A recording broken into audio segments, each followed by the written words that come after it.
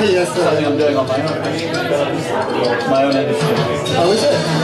But you're fully supporting YouTube. What? You're fully supporting other people.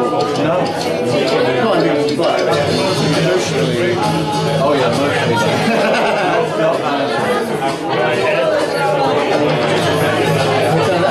Not or at some point. I can see on my channel.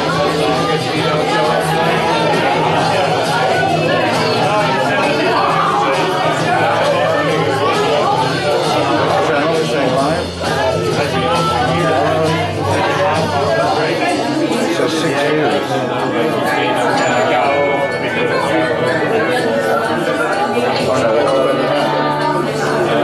It's new. I only started doing this in January. Because I actually do an American website normally. Yeah. Then I think it's funny but now it doesn't go on YouTube. Oh wow. It says 31. And that could be anywhere in the world.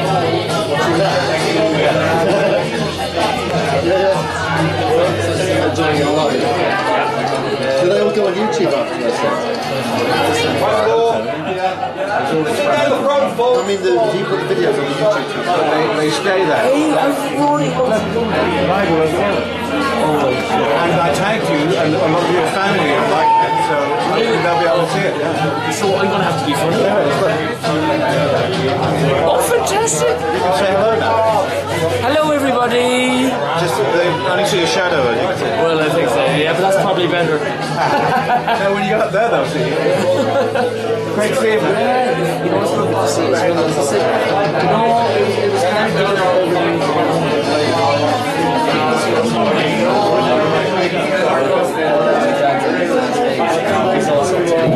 Good evening, welcome to Nottingham's Comedy Night.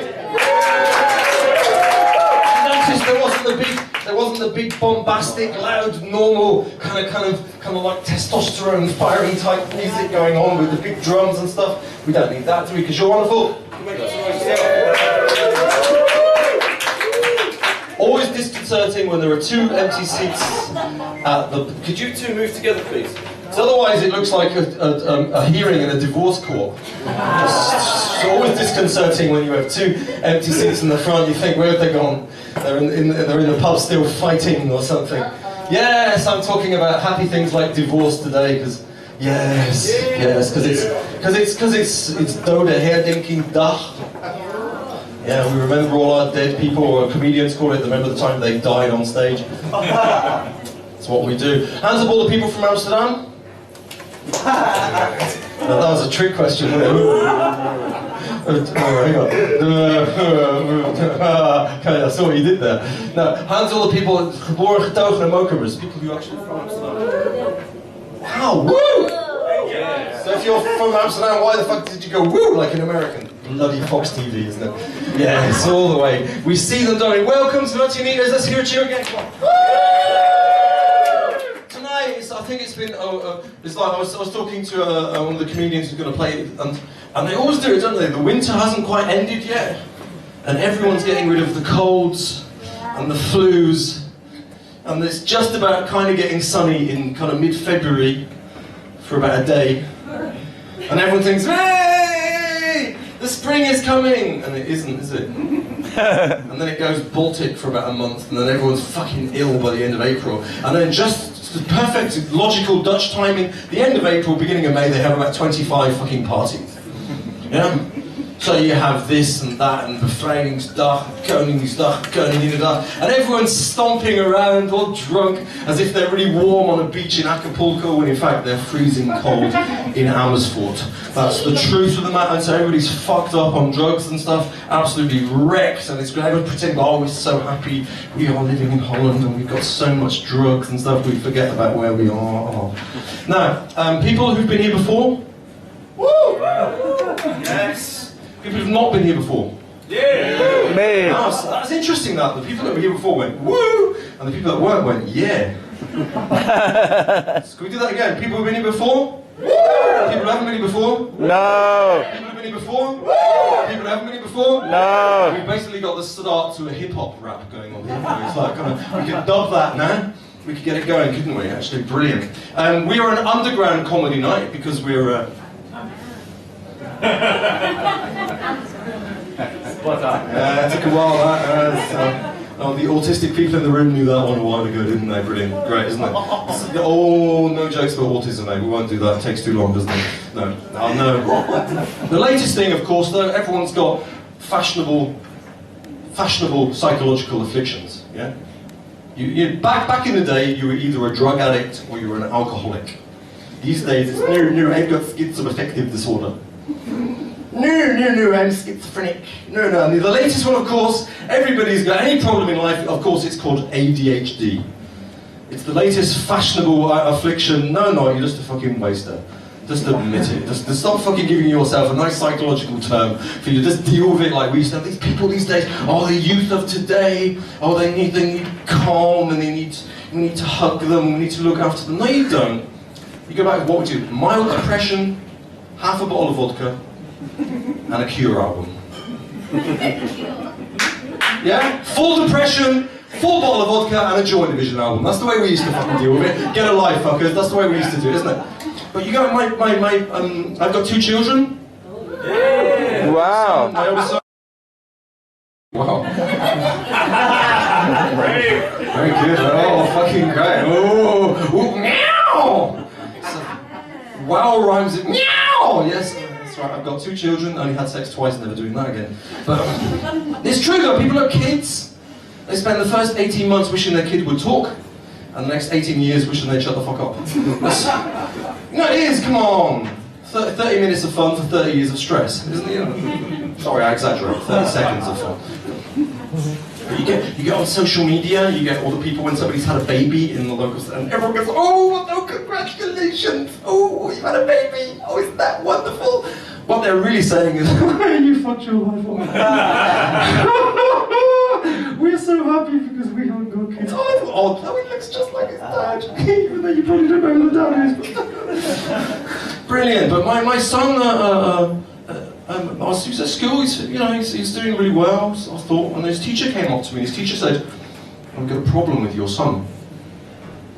And I said, well, what's going on? He said, well, he's cheeky, he's rude, he's anarchic, he's lost in a little dream world, he's always making jokes about people, he's always taking the piss out of people. He's mine. And so I said, what's the problem? She said, no, he's got ADHD. Oh, right, he's got ADHD. So I went to see my son, and I said, look, Nico, what's going on? What's happening at school with this teacher? He goes, oh, Dad, she's so dull. She's so stultifyingly dull. She evokes in me a sense of depression, a sense of gloom, a sense of despair. She reminds me of the precariousness of the human situation and the existential futility of life in itself. It's quite clever for a 6-year-old, isn't it? So I went back to the teacher and I said, so ADHD, right? And he said, yeah, ADHD. And I said, have you heard of BKSS? She goes, no, what's that? I said, it's bored kids shitless syndrome. It's a new psychological affliction that affects lots of teachers and stuff. But kids are great. Kids know how to really undermine their parents. They're really brilliant when you're kind of when they know how to wind you up. We have what you call, for the people who don't know it, we have what you call a bakfiets, a cargo bike. Yeah. So you're there cycling along, And my son would be saying to me, Dad, look out, there's a tram. Dad, look out. There's a bike. Dad, look out. There's a lorry, right? And so we got to the lights are playing, and the tram was there, stationary. And I said to Nico, I said, look, the tram doors are still open. So don't say to me, there's the tram. Because I'm going to cycle now over the tram lines. No accident is going to happen, right? There's not going to be Matchwood and you like little mincemeat in the middle of it. No, it's not going to happen, right? It's going to be cool. And what was great is that kid, he was really big, 6 or 7 years old, even younger, I think. He waited, and with perfect comedic timing, just as I'd gone past the stage, the point of no return, he said, Dad, there's a tram there. Another time he's been in an advert already. He's been in an advert for, do you know a thing called Cruisely? Yeah. Have you seen it, Cruisely? Mm-hmm. He's in this advert where he's like, it's the typical nuclear family. Nice kind of mommy and daddy and 2 children, 2.4 kids, and they're eating Cruisely. And the irony wasn't lost on him. He said, Dad, this is bullshit because you and Mum got divorced. I mean, life is not like this, is it? Right? And he had to basically film. They filmed him eating, and it was basically action and eat the Cruisely. And then spit it out, and then do the next shot. The actress, the main actress in it, did actually have anorexia. No joke. And he said, but Dad, she kept throwing up this Cruisely all over the place. In the end, he started calling it Spewsely, right? He's like, this is not good. So this is an absolute catastrophe, a car crash for that. Now, ladies and gentlemen, tonight we have a visitor from Australia via Berlin. We have somebody all the way from Shanghai. Yes. We have 2 local, really homebred, homespun, brilliant comedians. Yes, including the wonderful Edu Berger, who's going to headline tonight. A guy from Ireland as well. We'll get to the open in a minute. But anybody been to Ireland? Anybody lives in Ireland? We've a couple of Irish lads in the room. Yes. My first son was born in Ireland. He was born in Galway. Yeah. He was born in Galway. Yeah. And he's 21 today, 21 years ago today. Isn't that a failure? Yeah, it's brilliant. And so what did I do on the birthday of my son? I'm a harpist as well. I play harp.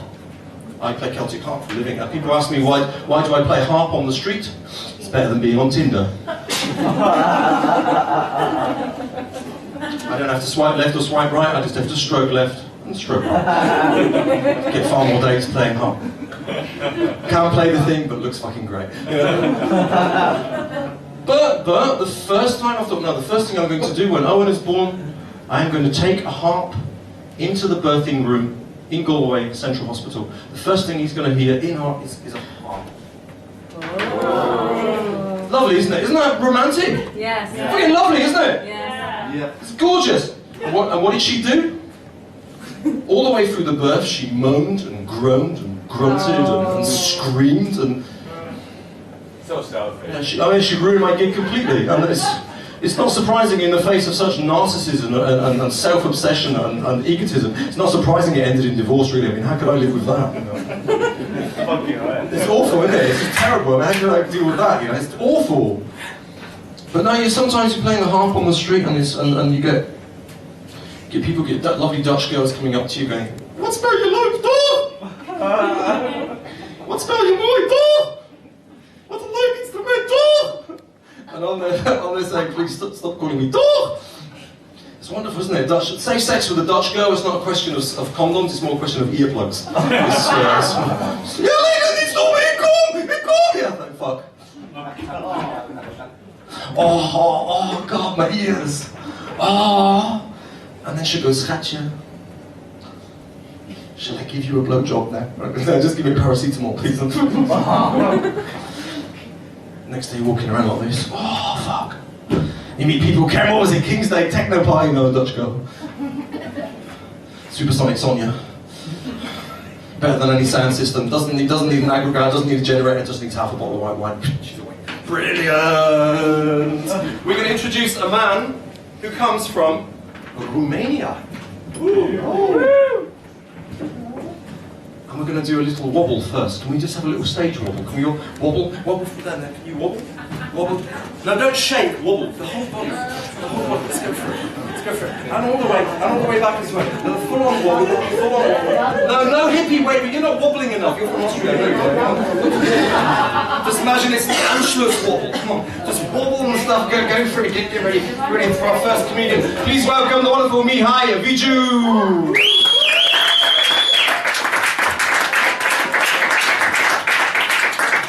Hello. Good evening. Good evening. Hi. Hi up there. Hello. Private balcony. My name is Mihai. Neither high or drunk. It's just my normal appearance. It's how I look. You know, my whole lifetime I've been busy trying to improve my appearance, but I only got so far. Yeah, it's difficult arguing with the mirror, and because she's always right. And but that's until this morning, because this morning I had the biggest epiphany of my life.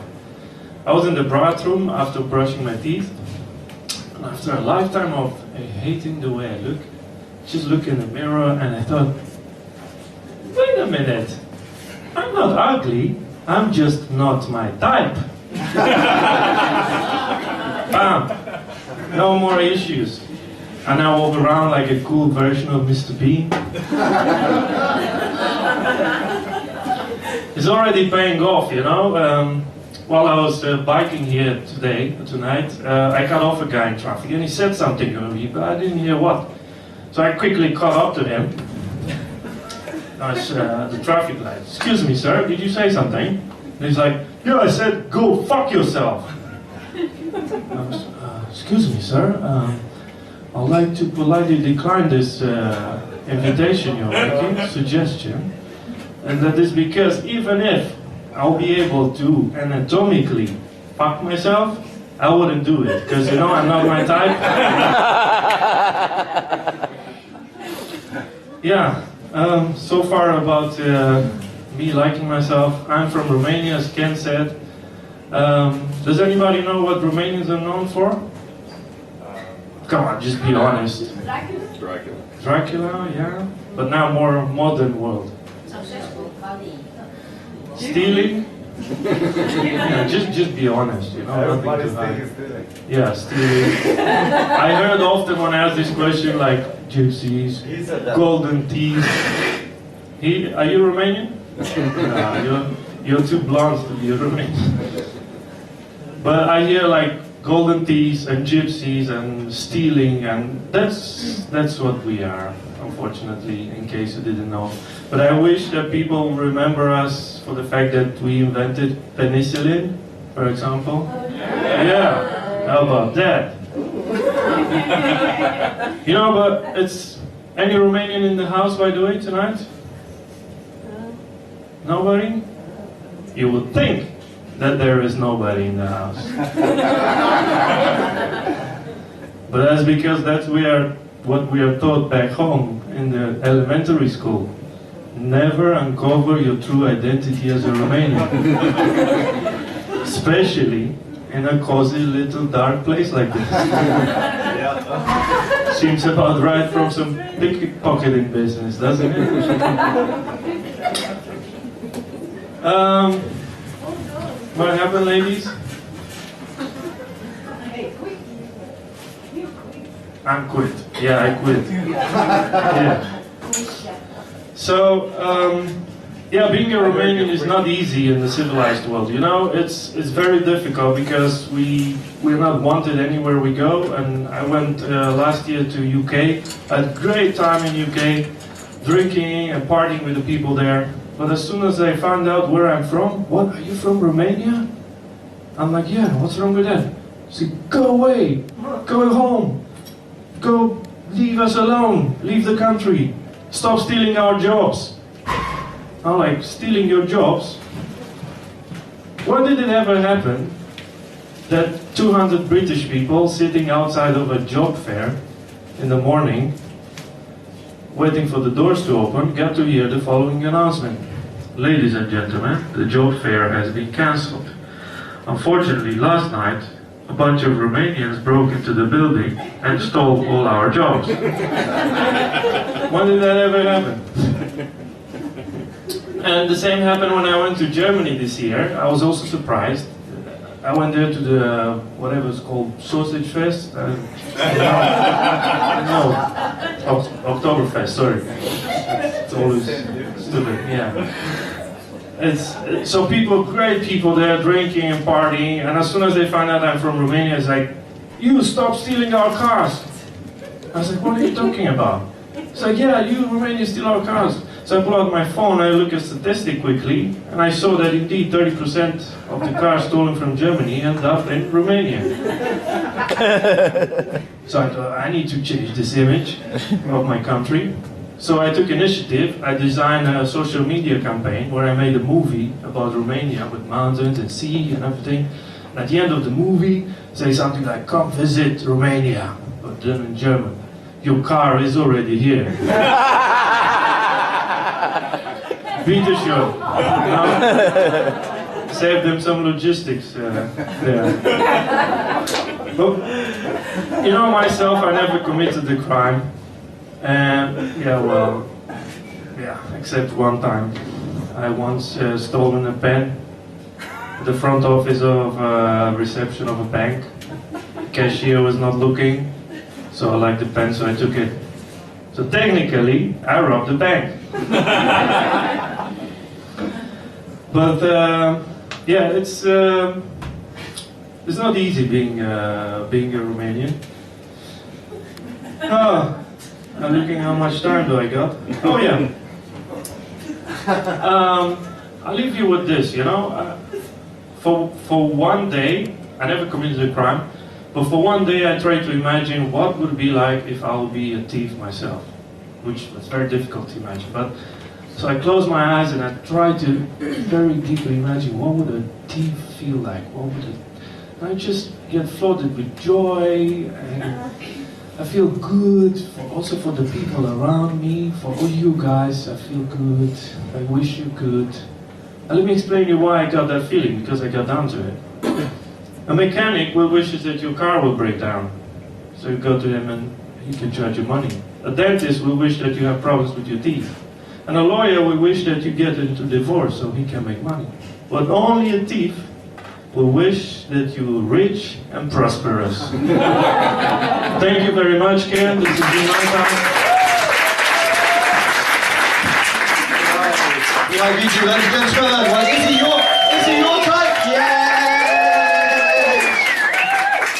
We'll roll on straight away. Are you ready for your second comedian, ladies and gentlemen? This man's flown in from Shanghai. Please welcome Kent Kiddle.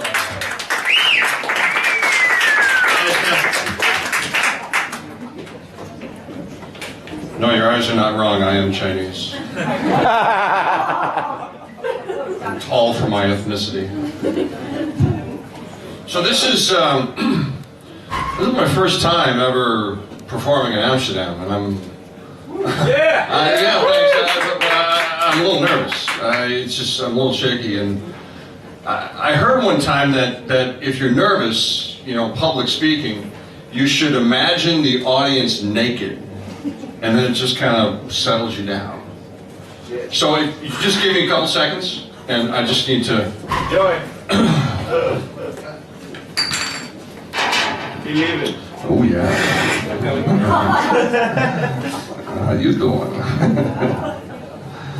All right, this isn't creepy at all. This feels good. Okay, this is nice. Thanks. That joke works better in China, unfortunately.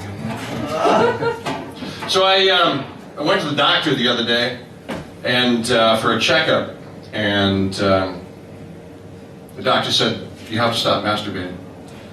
And I said, "Why?" And he said, "Because I'm giving you a checkup." I got one of these doctors that, you know, when he's examining you, he's like this close to you and he looks you in the eye and just won't break eye contact. So he's like, you know, using the stethoscope on me and he's looking right at me. It's like he can check my heartbeat and my internet browser at the same time. He said I need to work out. He said, I need to get in shape. And I said, I'm in fine shape. I still wear the same shoe size as I had in high school. He said, no, you got to work out. So I got to decide what to do. And I don't know what kind of workout to do. So, like running? Anybody here a runner? Yeah. Anybody? Yeah, I think it's kind of stupid, actually. No adult should run. The only reason an adult should run is if you're being chased by someone. Preferably with a weapon.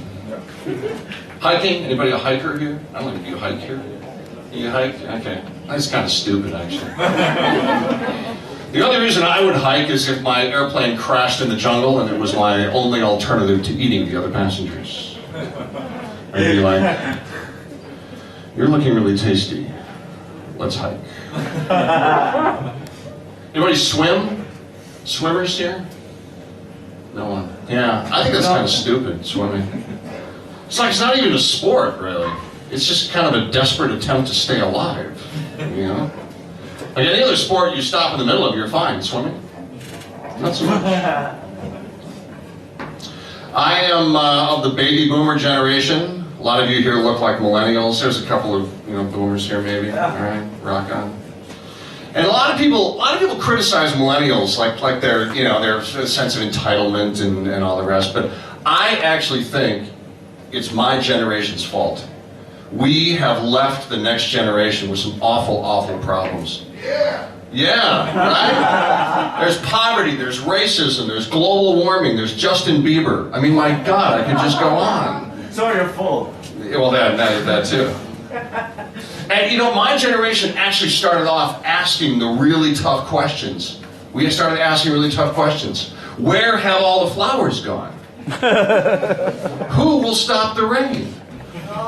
Does anybody really know what time it is? We answered none of those questions. None of them. Well, we did answer one question.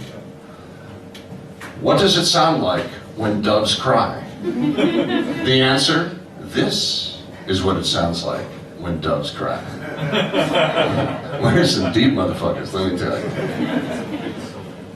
The next generation, I'm sorry, you guys just didn't try hard enough. What question did you ask?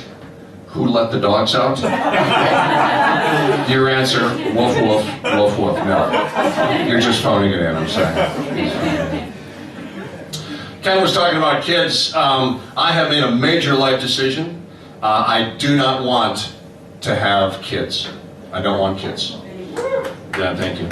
My own children are not taking the news very well, let me tell you.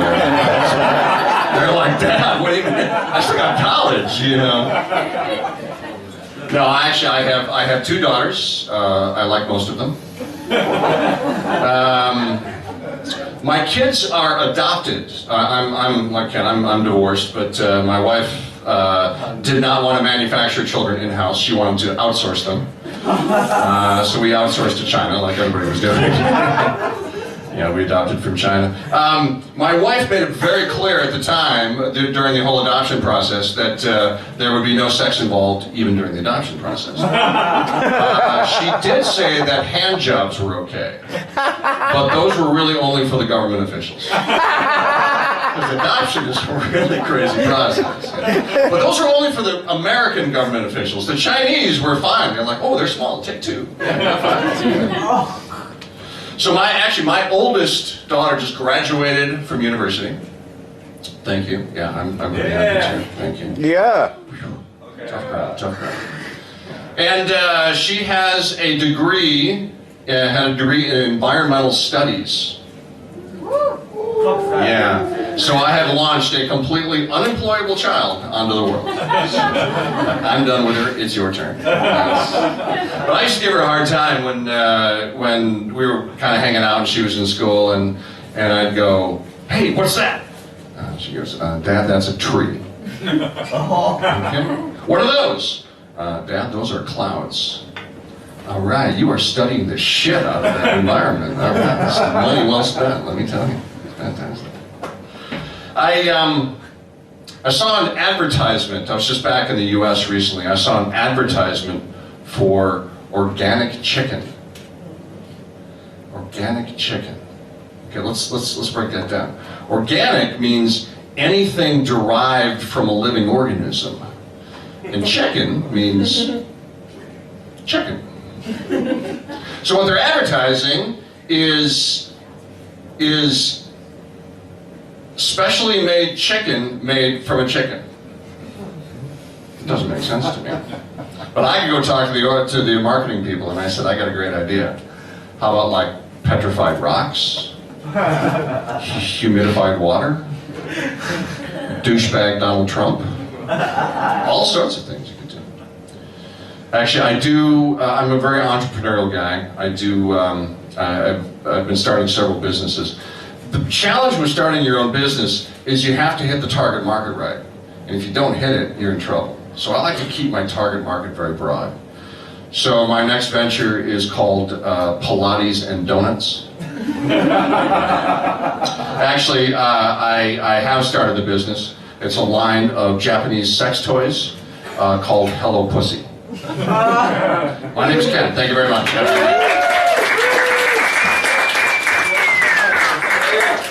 Ladies and gentlemen, yes! I've never seen Ken before, thought bring him over. The only reason, because I'm having such a hard time this week, the only reason I really gave him a gig is he looks like a psychiatrist. He's doing me good though. Ken's good old, ladies and gentlemen! We will have an intermission after the next two acts. We have two more acts for you. Yes, we're getting a bit warmed up now. Yes? We're getting there, aren't we? This man has been performing stand-up comedy for many, many years. Please welcome the wonderful Stephen Stoll.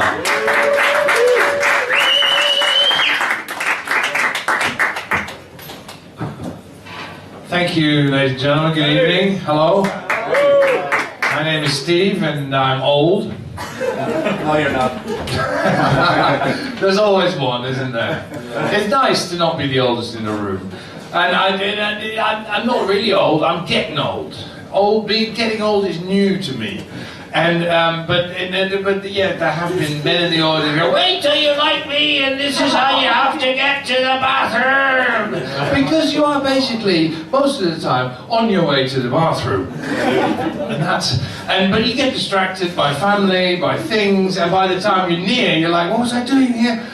But yeah, these are the rules of getting old, and they're new to me. They're new rules for old people, well, people who are getting old. And but I'm a Dutch comedian. In England, I opened with that because that gets the first laugh. Because, contrary to what the Dutch think, the English consider the Dutch ever so slightly less funny than the Germans. And my father's side of the family is from Ukraine, so I'm 1 part Dutch and 2 part vodka, and that also makes you old. Yes, and also people have no problem pointing it out to you. I thought people would be more kind. I try to be kind, but no. I have a Moroccan hairdresser. Well, he's a barber. He's a barber, and he's Moroccan, and I don't mind. But he suddenly went, "Oh, you're getting bald on top." You'll notice I'm not doing the accent, because that would be racist. I could do it, but I do it toe-cringingly bad, so... and Do it! I'll do it later. You're getting bald on top, and there's no need for him to say that, just cut the bloody hair. You're getting bald on top. But then I felt, you know, liberated to also say something. So I said, really, yeah, what, do you think it's time for a headscarf? At which point he thought that was very silly. He was like, no, this is the accent. There it goes. He's a Moroccan from Ireland.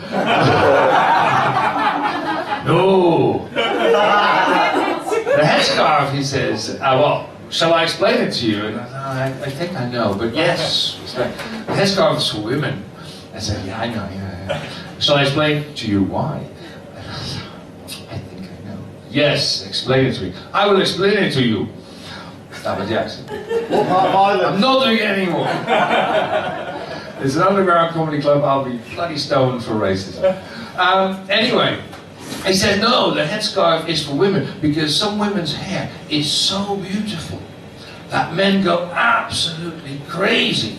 I said, right, but those weren't cut by you. Which he thought was a very stupid joke, but then I had to wee again, so it was no. the problem. Yes. But I think when you get to my age, how old are you?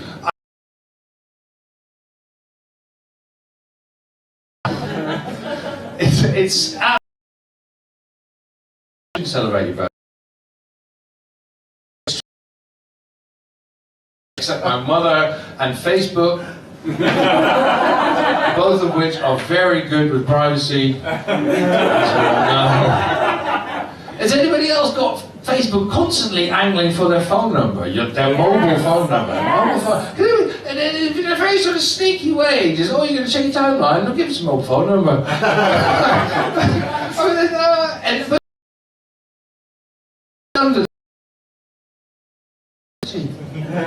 What do we say? I'm trying to imagine a scenario where Facebook knowing my I say mobile phone number, to lots of people that is just their phone number, but we still have a landline. Why do you have a landline? Go on, ask me. Why is it free? No, it's not free.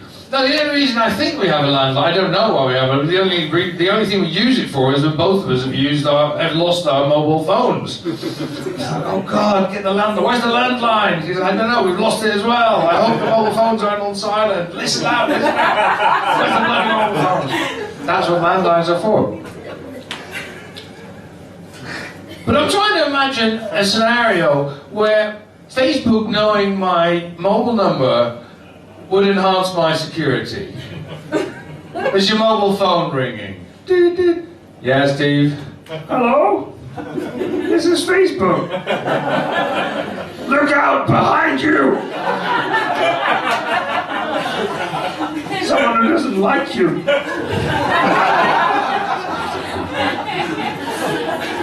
Also, do you know Facebook bought WhatsApp for about $10 billion? I am on WhatsApp. You can't be on WhatsApp without them knowing your mobile number. Facebook, if you try a little harder, you have my number. Look it up. Anyway, give us your mobile number. Of course, tonight, beautiful night where we remember the dead, those who died on stage. No, I mean in the war. And I have a theory about Anne Frank. And I don't know. Anne Frank, everyone knows her, yes? Yeah. I don't have to explain. No, because my next bit has rape in it, and I didn't want to do Anne Frank after a rape bit. So, that's highly appropriate, yes. Anyway, no, my theory is, I find it hard to imagine that the Germans didn't know for years already where she was hiding. I mean, it wasn't that clever, and the Germans were quite thorough.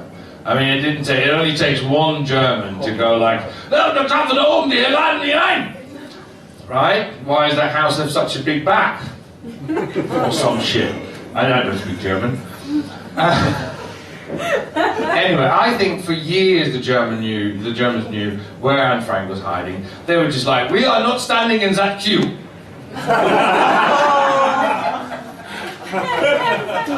No, you did. Oh my God. God, no. But the thing about being my age and being white male and Western is, of course, that I am the new Satan. Any oppression done in the world, it was me. And everything I do, obviously, goes back to really bad things in the world. The racism, the slavery, the oppression of women. And logically, I haven't done any of it, but I do feel the guilt a little bit, if only from watching television. And it has an effect when you get to my age. Saturday, I played near Leidseplein, and it was a nice gig, and my wife said, oh, if you're playing in Amsterdam, you could stay over, you could stay there, you could have some drinks after work, after the gig. Hang out, don't worry what time you get back. I'm never sure whether you have a good relationship if your wife tells you to stay out later. But it was like, I'm having drinks with the boys. Anyway, the gig finished at 10:30. By 11:30, I was like, oh my God, I've got to get home. It's getting late, and we have 5 kids, and we don't sleep much, and So I decided to go home, and it was cold, and I didn't bring a jacket, and I was cycling, and I was like, oh, I'm going to cycle really hard, really fast. And 11:30 on a Saturday, I don't know if you know, you probably don't because you're young, is a sort of dead tide in the going out circuit. Everyone who's cool is already in somewhere, and everyone who's not is already home. And so it's quite quiet on the street. 11:30, and it's like from Lightspine to my house is one long road, Safati. One long road. Only one person, about a young girl, about 30 meters ahead of me. And I was like, oh, I'm going to catch up with her because I'm going really fast because I'm really cold. And she didn't notice I was there until my front wheel was sort of next to her back wheel. And then she still didn't look at me. She just started cycling much faster. Suddenly, I'm in pursuit. Now, when you're 18, that's cool, but when you're my age, you're just a dirty old man. And I felt bad for her. I was like, oh, she feels unsafe, and I want to fix this. And also, I was like, and I feel like I'm guilty of something, and oh, maybe I am, you know, maybe I do rape women in the night, and I forget about it in the morning. All these thoughts go through your head, so I was like, well, I could maybe fight one insanity with the other. And I could pretend to have Gilles de la Tourette syndrome. Because she's not looking at me, but that she can hear. I could just go the rest of the way. I could go like fuck twat, and she's like, oh, you know, he's just a nutter. And how big are the chances that he is nuts and a rapist? Oh, they're actually quite big. That's a terrible idea.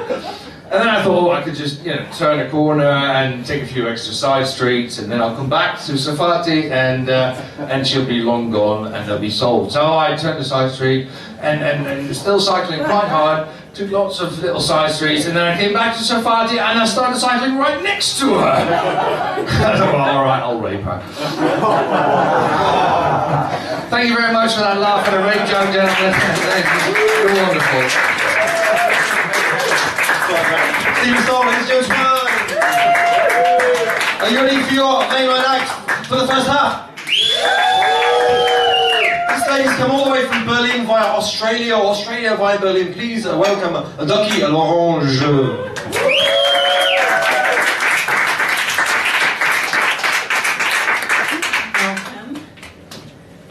Welcome, dear friends, to our tale of this eve. If you think you might be frightened, yeah, now's a good time to leave. Okay, our story takes place one chilly, dark night. It was one of those times when things didn't feel quite right. Everyone was in their houses, for there was a bone-numbing chill in the air. The streets all hung empty, like no one had ever been there. Then one little boy, called Billy by name, he lay tucked up in bed with his teddy Edward up against the bed frame, and his mother leaned in to say goodnight, her hand poised ready to turn out the light. "Good night," she said as she left the room, leaving Billy and Edward in the musky gloom. Now, as soon as he was alone, Billy felt something wasn't quite right, even with his stuffed friend there to chase away his fright. Suddenly, he heard BOOM! beneath the bed, and it wasn't long before the covers were over his head. Now he knew he was no longer alone. The thought of who it could be made his tummy butterfly and moan. "Who are you, and what is your purpose?" he asked. "My name is Kulu, and my purpose is masked." From under the bed came a salty, deep voice. "Do you want to know what I look like?" "Do I have a choice?" "My eyes are as red as rubies, my body is covered in scales, my teeth are as white as ivory, my claws are as sharp as nails. My wings are as wide as your bedpost, my shadow is as dark as the night, my tail is as long as a squiggly wiggly." "Now do I fill you with fright?" Billy screamed in terror, or at least so he thought. When he opened his mouth, no sound was wrought. "I am the Boogie Woogie Man. I'm here to cook you in a frying pan." Billy's eyes got as big as spilt catchers. He began to shiver and shake. His toes went as blue as bubbleberries. He feared his sanity would break. And then the darkness faded into a blinding light, and a sigh of relief came to him in the ghostly night. His mother stuck her head inside the door. "Are you all right, honey? I did not hear you snore." Now, with the sun catcher shining bright, he thought it must have been a delusion that troubled him that night. Some false image of the mind. Nothing more than a haunted dream. But I guess he should have known things are never as they seem. So he said he was fine. "I'm fine." And he blew her a kiss. But when she was gone, his mother he missed. The darkness returned, and underneath Billy's bed, a salty, deep voice whispered and said, Now that we're alone, shall we continue our boogie? You are going to make a very tasty schloogie. Billy screamed in terror, or at least attempted to, but no one was there to hear his boo-hoo. Boo-hoo. Boo-hoo. Rupert? Rupert? Rupert?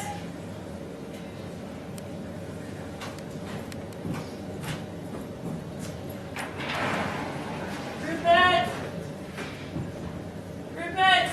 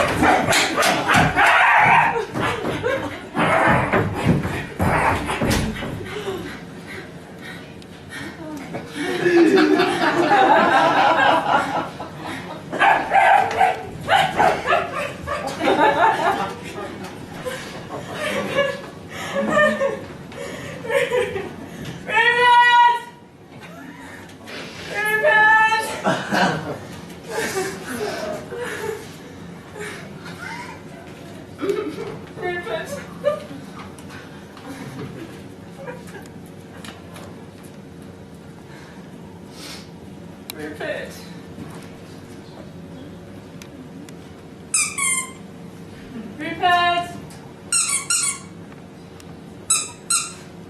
Rupert?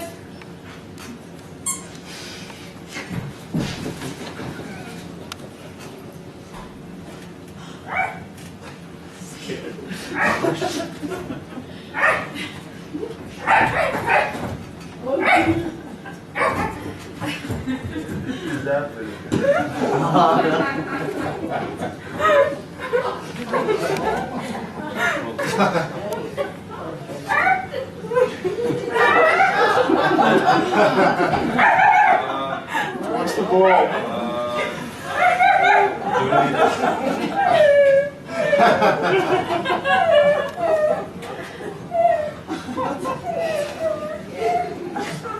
Rupert!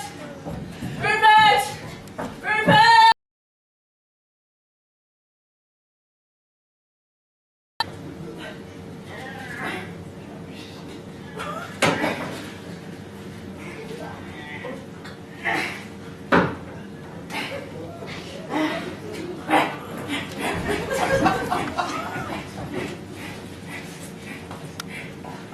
Rupert!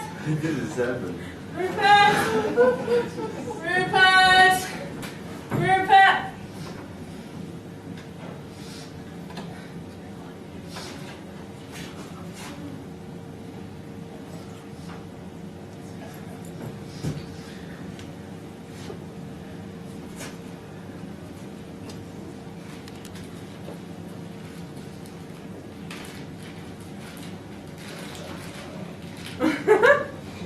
Oh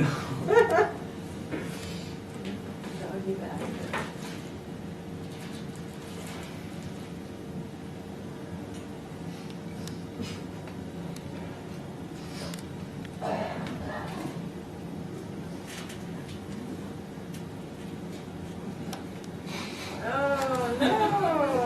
Rupert! Rupert!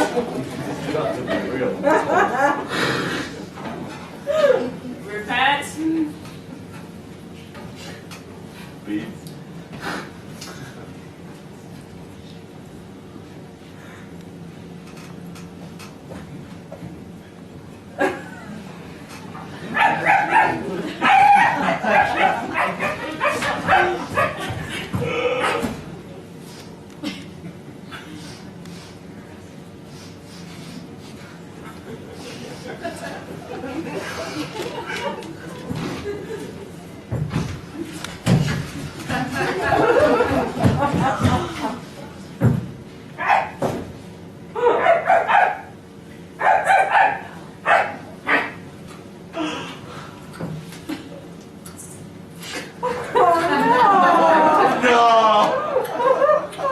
Make this shit up, Rupert.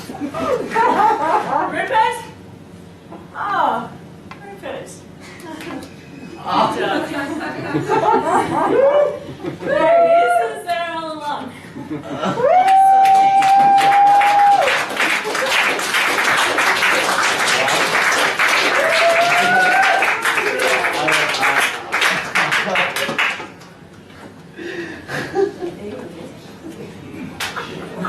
Fucking Rupert.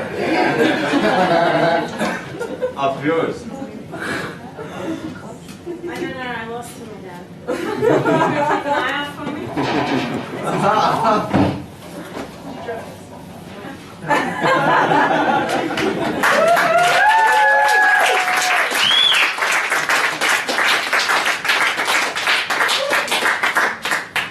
Got any of that chocolate left? Oh. Oh no, come on. Yeah.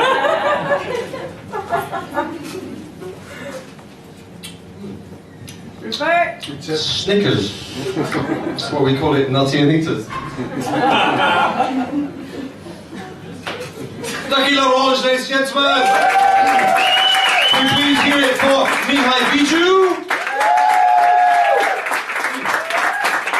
Kenny. Steven Stoll. And Ducky L'Orange. That's our first half. As I say, Nutty's we basically do all forms of stand-up and musical comedy. Second half I'll do some songs and we'll have the wonderful Ted Johnson, Edo Berger. Please take your glasses and drinks back upstairs. It just helps us keep costs down. We'll be back in 10 minutes. That's show business talk for 15 minutes. So we'll see you all in 20 minutes.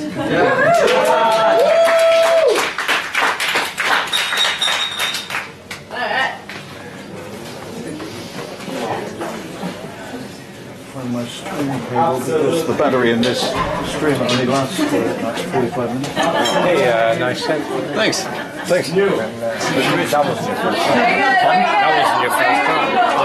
No, I know a lot. Yes, we do weird shit here!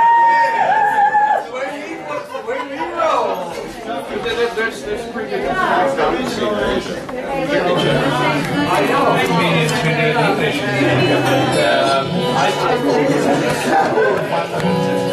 So well.